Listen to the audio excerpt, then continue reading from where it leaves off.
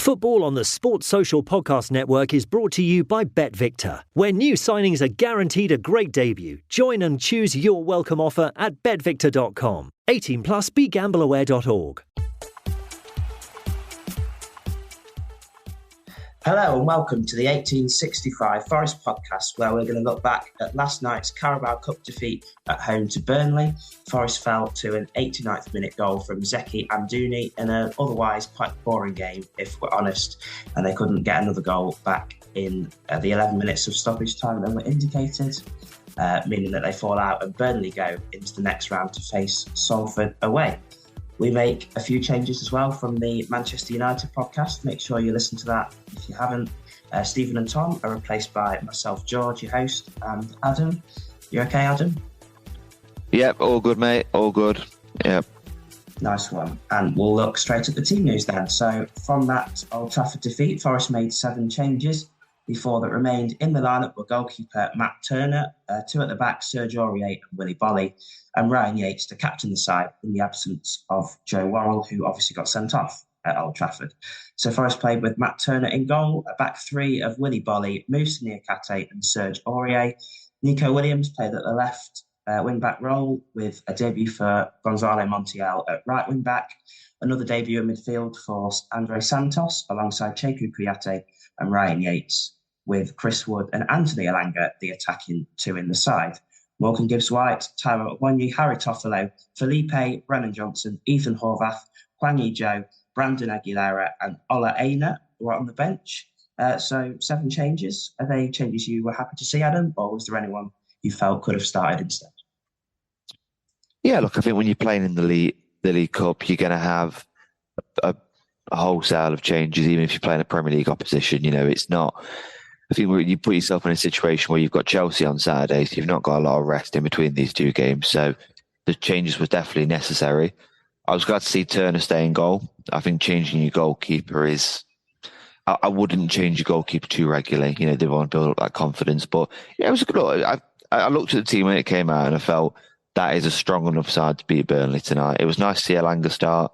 I think Wood probably deserved a start after his heroics against Sheffield United. So, yeah, look, no complaints with the team news when it came out. And Burnley themselves made 10 changes, so it was clear sort of both sides' intense and focus wasn't really on the League Cup. The game started with a moment's applause for the police officer Graham Saville, who died in the line of duty following his heroic efforts on the train line. So we applaud both sets of fans for that. And the game was quite a slow start, really, pretty much how the game went on. But I don't know about you, Adam, I thought it was pretty clear that Forest lacked any creativity in the midfield with the omission of Gibbs-White, and they looked quite narrow with sort of no wide players, and often Ryan Yates attacking down the right-hand side. So pretty lacklustre start. Yeah, I think, to be honest, I mean, it's not something we want to say too often in that, and obviously I'm a massive supporter of Steve Cooper, but I think he got it wrong last night. With the selection of the team was fine. It was more how we set up that was the issue.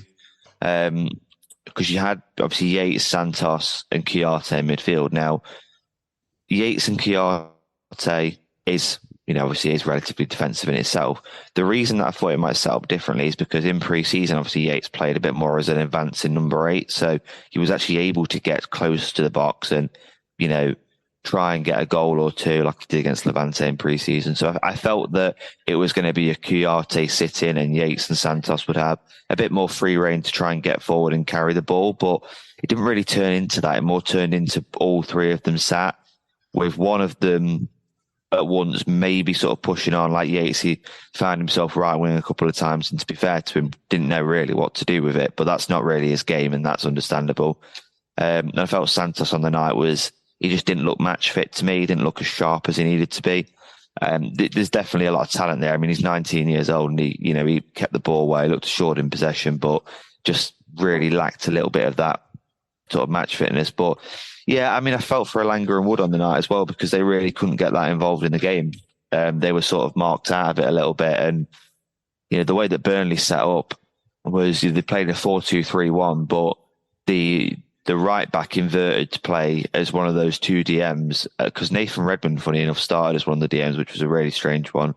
but he almost played as the number 10 that breaks the lines. And then when he goes forward, the right back tucks into that DM position, which it gave them a lot of the ball, but obviously it didn't really create anything. So first half, to be honest, was like a boxing match where neither boxer lands any big hits on each other. Yeah, that's about right. And I suppose you didn't really know what to expect from Santos as much, but in the end, he was probably the most defensive of the three midfielders. Like you say, sort of sitting in the hole, it was Kouyaté and Yates as a midfield sort of partnership, which didn't really work that favourably, I don't think. And often, because of Burnley was sort of playing very narrow, we had space down the wings, but didn't exploit it. Williams often had a lot of space, but nothing happened. And Burnley sort of pressed us well in areas, didn't they? They had 5 corners in the first half, but I never really felt threatened by them at all. I'm not sure about you, Adam. Not for the 90, to be honest. I mean, they didn't really create an awful lot. They had a lot of the ball. And I think that the most frustrating thing for me is that we allowed them to play their game. We allowed them to play the way that they wanted to play. You know, when you're at home, you know, you want to be probably pressuring them a little bit more. And it's something that Steve Cooper's touched on, that for last season, we probably gave teams a little bit too much respect. And I did agree with that. But last night, it kind of felt as if that respect from last season of the big teams that come to the City Ground had almost come back in the form of playing Burnley. And I think that was the problem first half. We were more bothered, and I couldn't understand it, but we were more bothered about just sitting back, staying in, holding position. We didn't actually look to really move the ball quickly to get on the counter-attack. But that's the problem. We play in transition, and we didn't, when we got the ball back off Burnley, like you say, there was gaps both sides. And when you right backs inverted to play midfield, it leaves that big gap on the side, which both fullbacks were. So that gap is left, and you've got someone like Anthony Elanga, who's probably one of the fastest players in the Premier League. You know, you'd imagine, wouldn't you, that you'd play that ball out wide, you'd play that ball into the channels. But it just felt like when we got the ball back, it went backwards or it went sideways, and we lost all that momentum when we got the ball. So we just really, really struggled to get any sort of attacking foothold in the game first half. Yeah, and Cooper in pre-season was saying how we might play this more sort of attacking football, especially at home. And obviously, we've played those difficult away games, and we've got a few more coming up. But you'd have thought that maybe at home to Sheffield United and Burnley, Forest would have attacked those games a bit more, but that's something that's not really happened. Their biggest chance of the half came on 38 minutes. It was after Burnley spurned possession inside the half, and Chris Wood ran onto it on the right wing.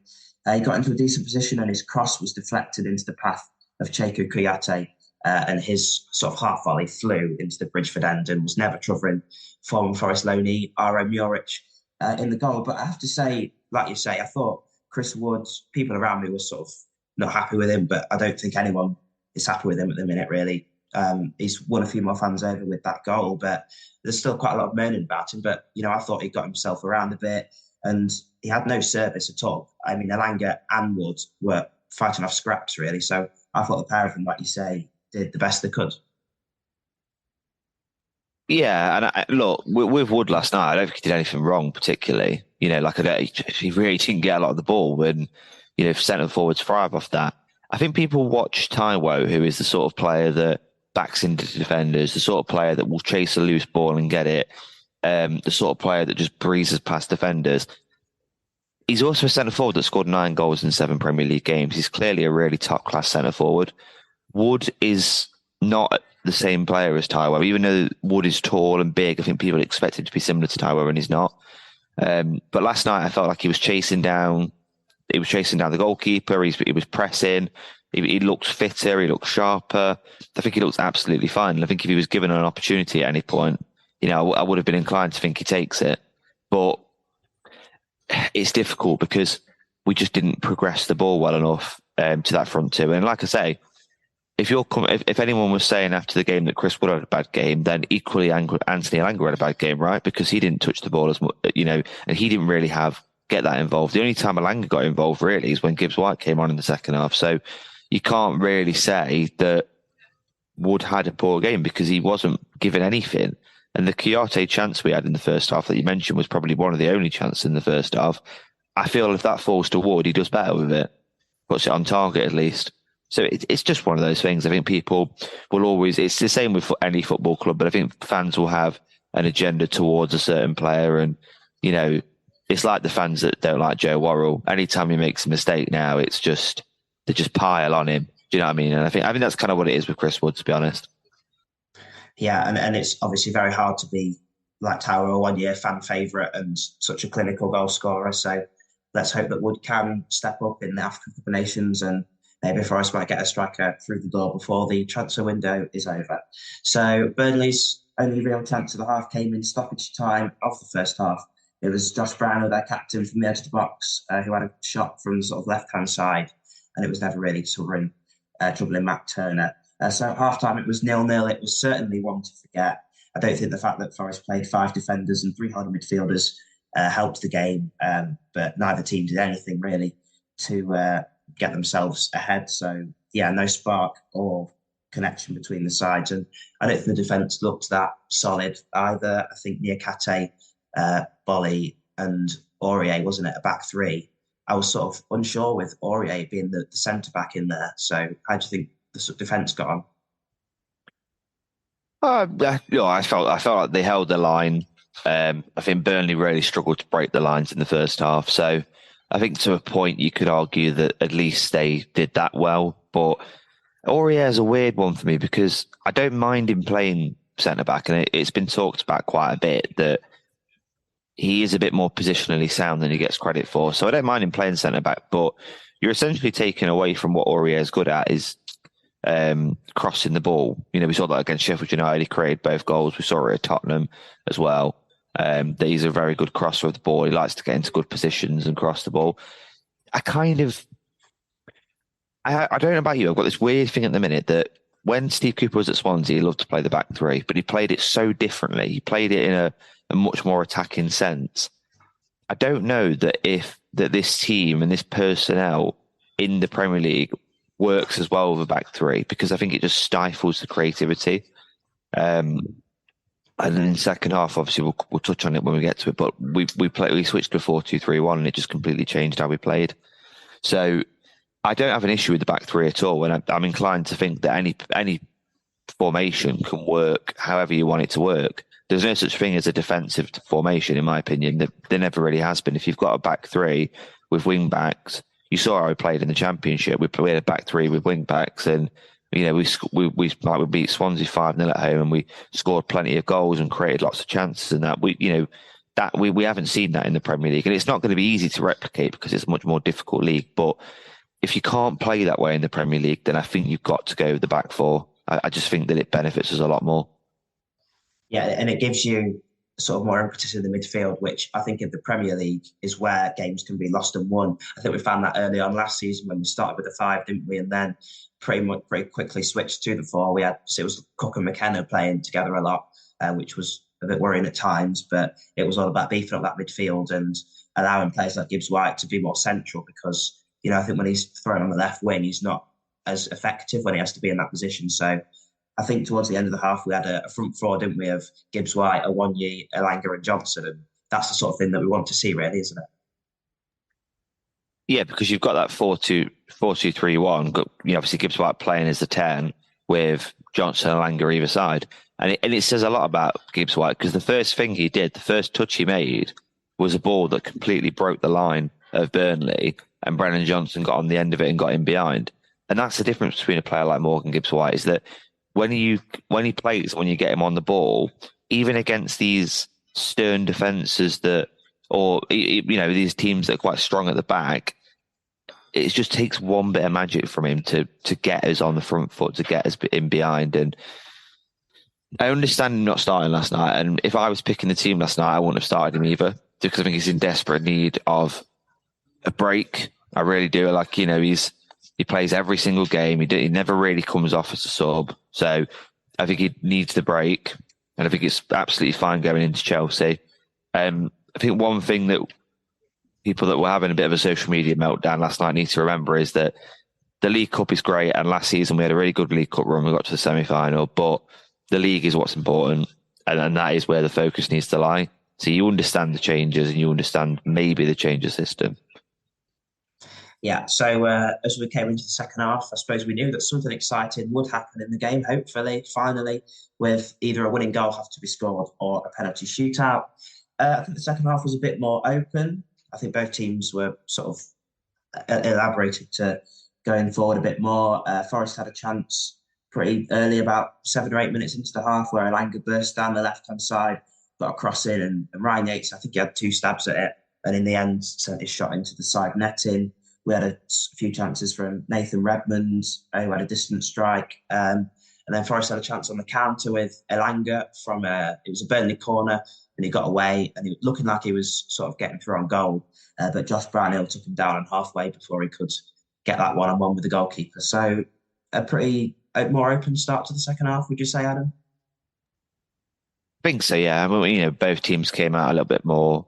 And I just want to point out there's nothing wrong with, having a steady first half where you just keep the ball out of your net. It's not necessarily a bad thing. But yeah, we came out a little bit more second half. We tried to take advantage of the pace we have on the counter attack, and obviously that's how we play. That's what we all know. That's how we play. And to be honest, Burnley again didn't really create a lot of clear cut chances. They, like you say, Redmond had a couple of pot shots from sort of 20, 30 yards out, but as regards to a clear cut chance and carving our defence open, they didn't really do it an awful lot, to be honest. Obviously, we had Yates' header as well in the second half that just, sitting in the Trent end, we thought that was nestling past Muric, especially when he dives to his right. It doesn't look like he's getting anywhere near it. I thought that's nestling in the far corner, and then obviously didn't. Just a quick one to point out on Muric, by the way. I thought he was absolutely outstanding last night. I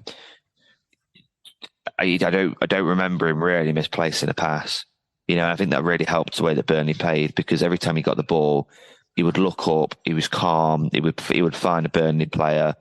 And that's a big part of how they play. He's come on so much as a player since he was at Forest. He was really poor for us, and he's come on leaps and bounds as a player. And special shout out to him. For me, I would say he was man of the match on the night. And it's weird to say a goalkeeper's man of the match when they don't have a lot of saves to make, but it's everything else he did that was really good. And it sums it up, doesn't it? Because Forest had no shots on target. So like you say, he clearly had nothing to do but himself in possession. And you can sort of see why he was at Man City at that point. And yeah, it was a couple of years ago. He was at Forest, wasn't he? And he made that mistake against West Brom on the opening day. But he looked a far better keeper, and certainly a good number two to have, I suppose, in the Premier League, with James Trafford ahead of him at the minute. So there was the changes came that we all sort of wanted to see and were hoping that would come with 20 minutes to go. Montiel was one of the ones that went off. I thought he had a solid debut, probably looked a bit better defensively as he did going forward. But what did you think of him on Forest debut? I think the encouraging signs is if we do go back to a back four, I think he'll slot in at right back pretty comfortably. And, he looked, like you say, I thought he was really good one-on-one defensively. I don't really think he gave a lot away either. I think that, I think the wingers swapped sides in the first half and neither of them got the better of him, and that continued into the second half, really. I thought it was really, really solid. You could see that he's played at the highest level. You could definitely see that. Really strong debut from him, and I think that Serge Aurier has got a big bit of competition for his place there. Yeah, so he went off alongside Nico Williams and Cheku Kouyaté, and Harry Toffolo came on to play at left wing back alongside Gibbs White and Johnson. Adam Ward already mentioned the thing that happened straight away, really. It was Gibbs White who had it in possession, and he probably saw a pass that no one else on the pitch would see, threaded it through to Burnley players and on for Johnson to sprint down the right-hand side. And it was his cross from the right. Elanga was sort of at the back post, couldn't get to it, and there was no one in the middle. But that just showed Forest's intensity that rose as soon as those players came on. It meant that Forest had a lot more of the ball, but Burnley looked a bit better on the counter-attack, which is probably something that maybe they're not as strong as with Kompany. They do like to play, build up and possession. But Forest sort of took control of the game, I thought, when those players came on. But Burnley probably had the game's biggest chance. It was 75 minutes. They won it back, and Goodmanson played a nice ball over the top for Larson. Niakate was sort of shepherded him wide, but he took a touch and then on the edge of the box on the right, sent a low shot towards goal, and it just went past the bottom left corner. So probably Burnley's best chance of the game, I'd say, so far, and they came close there. Well, we thought it was in, obviously, because we're Trent, so we were looking down the other end of the pitch, and the way Matt Turner's reaction made it seem like it was just going to roll into the far corner. But yeah, definitely a big chance. I think when we changed our system, the game did open up a little bit. I think we were the better side when we made those changes. I think we had a bit more of the ball. I think we looked with a bit more intent to go and get a winner. And be completely honest, again, in absolutely no worry whatsoever that they would go and do anything at the other end, because they didn't really create an awful lot all night. That chance that you just mentioned there was probably the first clear-cut chance that they really created, and it took them 75 minutes to do so. So you take that as a positive in a way, but we've got to do more at the other end as well. And we've proved in the last couple of games against United away, and Arsenal away and Sheffield United at home, you've played 3 games and scored 5 goals. So clearly we can score goals. It's just we seem to only be able to play that certain way and score those types of goals when Gibbs White plays or when Awani plays. And we need to maybe make it more of a culture so that when other players come in, they can at least play to the same style, if you like. Yeah. And you talk about you thought it was in. I think the whole ground thought that this chance was in. It was Elanga, again, on 79 minutes down the left-hand side. He hit the byline. He got a brilliant cross in. And Ryan Yates was in there, got a headed chance. I thought from the Brian Clough end up, I thought that had nestled right in the top corner. I was up celebrating, and it, in the end, hit the advertising boards, I think, and went wide. So I think that was Forest's biggest chance. And in a game with very few chances, you've got to take chances like that, haven't you? Yeah, because he's got a free header as well. I mean, the way he arrives onto it, Yates is pretty good at that normally, arriving late and getting his head on the ball. I think he just needs to get it on target and it probably goes in, because there's not a lot Muric would have been able to do about it, because he got so much pace behind the header. Good, but you use the example there of Elanga putting the cross in. That's because Elanga was allowed to do what he's best at when we changed formation. He was allowed to play on the left, get the sort of hug the touchline and run at players. When he was playing as that sort of secondary striker in the first half, he just looked completely lost.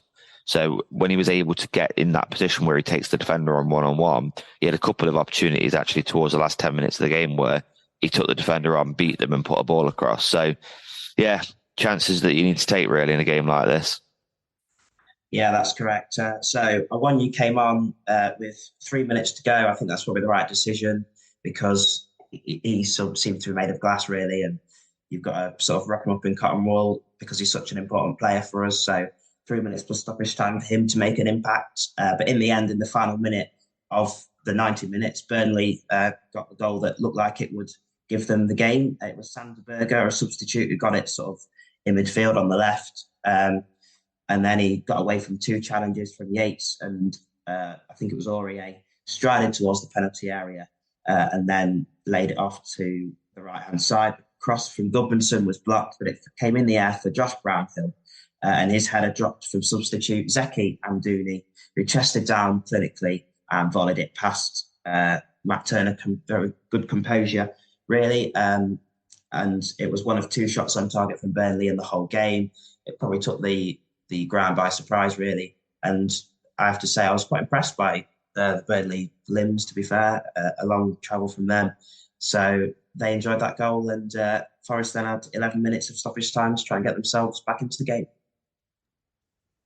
Yeah, they did enjoy the goal, and fair enough to them. It's a long way to come on a Wednesday night. This game the deadlock was only ever going to be broken by a moment of magic or a moment of luck. And, I watched the goal back, and there's certainly a good bit of fortune to the goal, the way it just drops to him and he's got that chance. But the defending's got to be better. Like, it can't get to him. It can't get to that sort of almost like a second or third phase at that point. It can't get to that point. It really can't. And Matt Turner will be fuming, because there's nothing he can do about that. I mean, when that ball drops there's nothing he can do. I thought Matt Turner, just to point on him, was his distribution last night was absolutely dreadful. His kicking was awful. Kicking it out of play a good couple of times, But fans last night giving him stick for that seemed to forget that Dean Henderson's kicking was pretty awful in itself. So I don't think it's something that we've really had an awful lot of. We've not got our Amirich style pinging the ball around. But yeah, look, I mean, it's a disappointing goal to concede, and I think Steve Cooper would be absolutely fuming with that goal because it really did look destined for a 0-0 and penalties. Yeah, I think we've, ever since Bree Sambers left, we've never really replaced his distribution at all, have we? I think Wayne Hennessy at times was better than Henderson last season, so that says it all, really. So in stoppage time, Forest never really looked like they were going to score. Burnley obviously sat into the goal, made Forest play it long and try and win some headers, and they probably had the only other chance in stoppage time. It was Wilson Odobert who had a one-on-one, and he actually, as he got into the penalty area, had an option to square it. But it was a good save from Turner with his legs to tip it over for a corner. But in the end, Forest couldn't get the goal that would get them back level into the game, meaning that they came out of the Carabao Cup. So anything you'd have done differently if you were Steve Cooper throughout the game, Adam? I maybe would have just started a bit more on the front foot, to be honest. You know, that midfield three, I would have made Chiarte sit, but let Yates and Santos have a bit more of a free roam. You know, the wing backs, I would have made sure they were pushing on and bombing on and giving us that width and exploiting the space that was left by Burnley. But yeah, it's just one of them. Like, I don't think the personnel was wrong to start with, but I think maybe the way they set up was the wrong thing. I put in our chat last night that I think Steve Cooper needs to take some blame for last night, and I stick by that. I think he does. I had no issue with the selection, but the way that they set up really wasn't what I would have liked to have seen the setup be. And that first half was just very, very poor. And that the 4-2-3-1 change that he made it about 70 minutes. He could have made it 10 minutes earlier. I don't know. For me last night, there was a lot of morons around me that I've never seen before at a Forest game that were saying Cooper out and all this sort of stuff, which is just absolutely nonsensical. He got it wrong last night, but I mean, he's going to get it wrong at some point. You know, he's not going to get it right every game. And I think tactics-wise, we've been pretty spot on last couple of games. The Sheffield United game was a little bit average, but at least we created chances and scored the goals. I think the one point I'd make is I think we need to do a bit more at home. We need to be on the front foot a little bit more at home. We need to probably be a bit more attacking at home, especially against the teams that are towards the bottom of the league. Yeah. And just one final thing. Willie Bolly was given man of the match, which, if I'm honest, flummoxed me. I don't think it was something you'd have done as well, especially with the back four. I thought Niakate and Bolly looked a bit rash, and they both like to sort of step out of defence. So I'm not sure as a back two that works. But if you were to choose man of the match, I'm sure you wouldn't have given it to Bolly. Was there anyone that stood out for you in a Forest shirt at all? Oh, not really. To be honest, I know they've got to give it to a Forest player, haven't they? My man of the match was Muric just for his distribution. But no, I mean, if I'm giving it to a Forest player, I'd probably give it to Montiel because I don't really think he put a foot wrong. But I'd be really clutching at straws to find a man of the match, to be honest. Yeah. So that's it. We're going to talk more about Cooper's post-match reaction and where it leaves Forest after a short break. The 1865 Match Report. NFL Sunday Ticket is now on YouTube and YouTube TV, which means that you can stay close to your team even if you don't live in their town. Like, maybe you're a Raven who married a Seahawk who got a job in the land of the Falcons. With NFL Sunday Ticket, you can watch your team's out-of-market Sunday afternoon games no matter where you live, because you shouldn't have to change teams even if you change towns. NFL Sunday Ticket, now on YouTube and YouTube TV. Go to youtube.com/presale to get $50 off. Terms and embargoes apply. Offer ends 9/19. No refund. Subscription auto renews. You're listening to 1865, the Nottingham Forest podcast. Hello and welcome back as we look back at Forest's Carabao Cup defeat at the hands of Burnley last night. Let's look at a few things Cooper said, and actually the first thing that he said when Colin Fray asked him about the match, which I think sums it up perfectly, Adam, was, "We got what we deserved. We were second best." Yeah. And it's good that he can come out and say that. A lot of managers wouldn't. You know, he's come out and said that we weren't good enough tonight, and that's exactly what every single person in the crowd thought. You know, Vincent Kompany got it spot on with his tactics, and I think it's as simple as that. They definitely were the better side. I completely agree with his point there. Yeah, and he's often very honest, especially in defeat, and I think he's a good loser, which I don't know if that's a good thing or not, but yeah, he's very honest. He also said things like, technically, we were so poor with the ball, we fell short with individual performances. And he also mentioned the fact that set pieces were poor, which I agree with. I think we had Nico Williams taking a lot of the set pieces at times until Gibbs White came on, who Gibbs White himself, I'm not that convinced on his set piece delivery, if I'm honest. So that was somewhere really that Forest lacked it as well, didn't they? I'm not convinced we're very creative at all without Gibbs White on the pitch. I think that's a problem. You never know what's going to happen around the corner. God forbid he gets a season-ending injury. What do we do then? You've got to have more creative outlets than just one player. Brandon Aguilera came on and I think he did really well. I think he did a lot of dogged work. He was really putting himself about. Clearly got a lot of ability, but he's not being bred into the side. So it's not, I would have started him last night potentially. That's maybe one change I would have made just because he's a creative presence. You could have started him instead of one of the DMs and played him as a 10. But yeah, without Gibbs White, I think we're just really, really struggling for any creativity. Yeah, I think I'd agree with that. He also said that it's about being match ready. Now, I think you mentioned that Santos didn't look too fit, but on debut, how did you rate his performance in the whole? I thought he was okay. I think he was steady. I couldn't give him any more than a 6 out of 10 last night. A couple of times he wasted the ball, but majority of the time he was pretty assured in possession. And, he's 19 years old. I mean, we can't expect that he's going to come in and just hit the ground running and be an absolute worldie midfielder. He's not going to do that. He's going to take time and he's going to take a lot of patience from the fan base.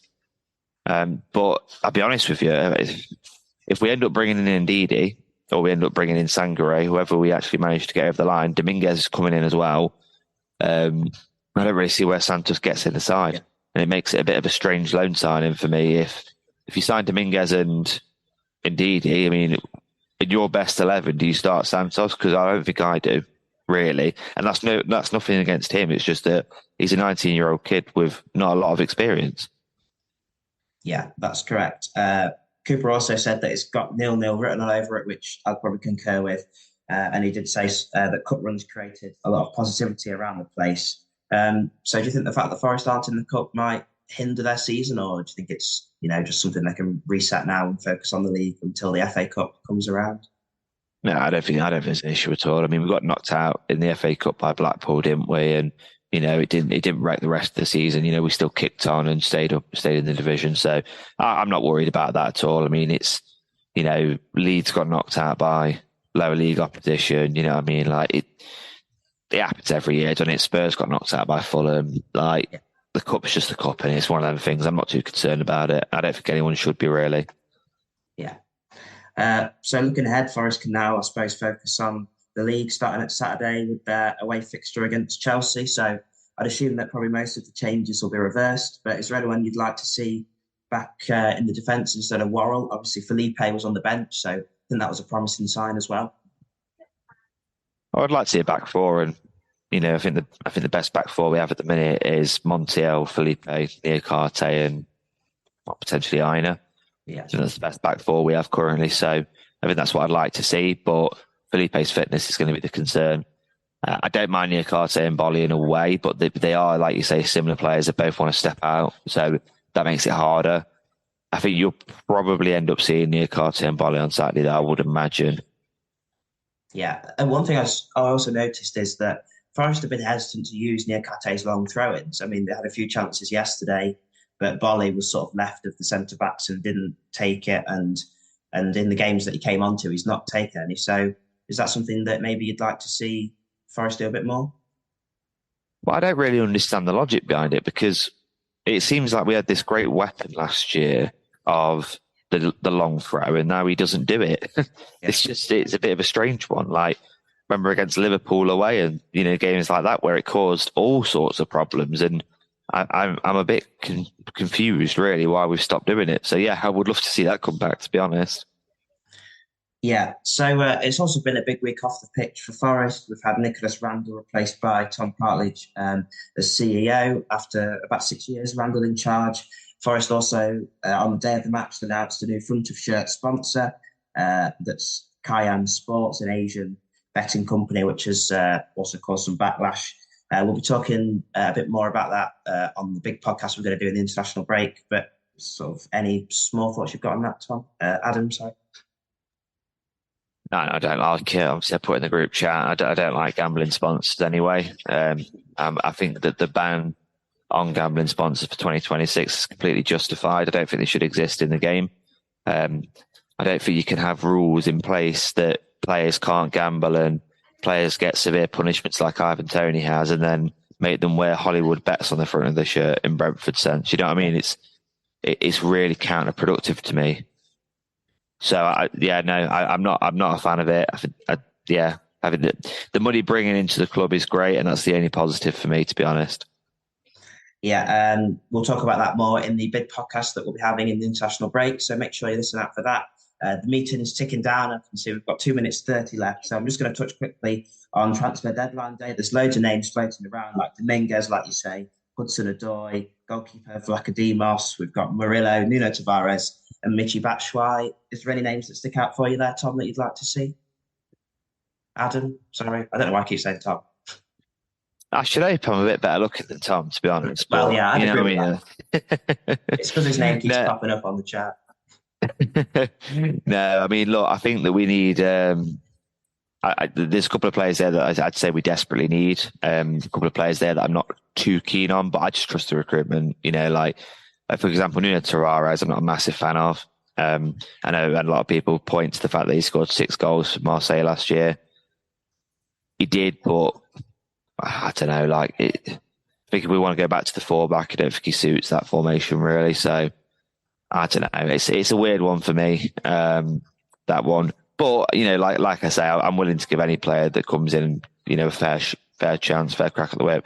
Dominguez, I'm really excited for. I think I posted in our group chat in about June, July that he's a player that I wanted us to go for. So I'm chuffed to bits that we are, and the way that we're doing business, we're getting rid of a bit of deadwood at the same time because obviously Freud is not in the plans. Yeah. So to bring him in and to give him, you know, to bring in Dominguez and send Freud the other way is just it's a good bit of business all around. So no, I'm excited. You know, we'll see what happens before Friday. Yeah, when the pod goes out, some of these signings may probably have happened, so it might be a bit behind the times.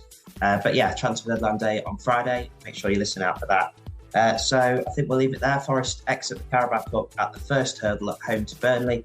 Thanks to Adam for joining me, and thank you, listener. We'll be back following the Chelsea game with a match report. But until then, see you later. Goodbye.